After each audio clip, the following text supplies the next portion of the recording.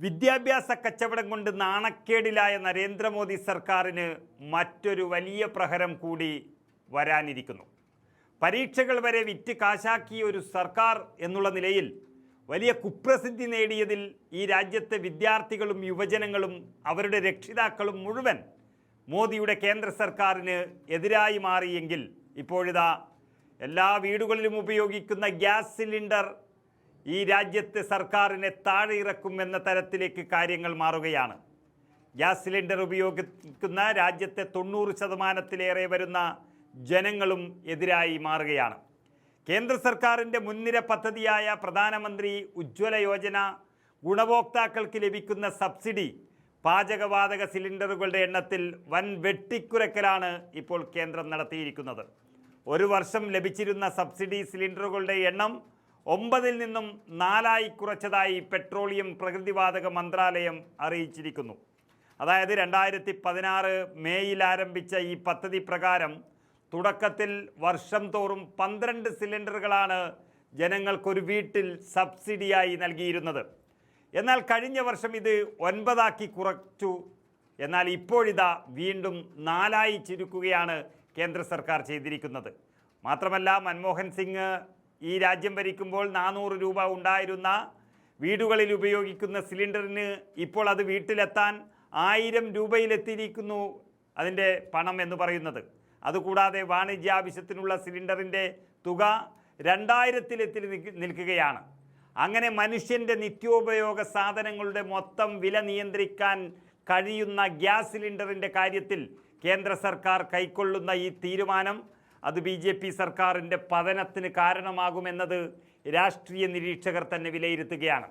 ആഭ്യന്തര വിപണിയിൽ പാചകവാതക വില കുത്തനെ ഉയരുകയാണ്. കഴിഞ്ഞ 3 മാസത്തിനിടെ ഡൽഹിയിൽ മാത്രം സിലിണ്ടറിന് 89 രൂപയാണ് വർദ്ധിച്ചത്. ജൂൺ 7-ാം തീയതി ഏറ്റവും അവസാനം 29 രൂപ വർദ്ധിപ്പിച്ചു. അത് വലിയ പ്രതിഷേധത്തിനാണ് ഇടയാക്കിയത്.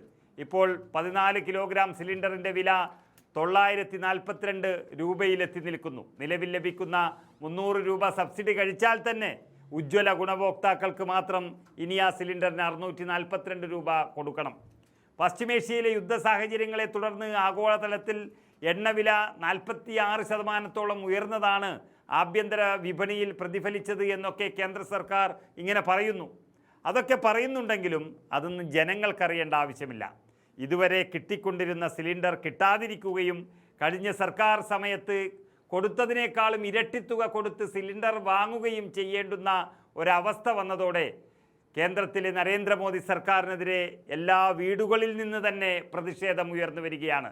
സത്യത്തിൽ പ്രധാനമന്ത്രി നരേന്ദ്രമോദിക്ക് തന്നെ ഈ ഭരണം മടുത്തതുപോലെയാണ്. പുതിയ പ്രഖ്യാപനങ്ങൾ ഒന്നും തന്നെ വരുന്നില്ല. ഭരണത്തിലുള്ള ഒരു ആവേശം അദ്ദേഹത്തിന് പോയിരിക്കുന്നു.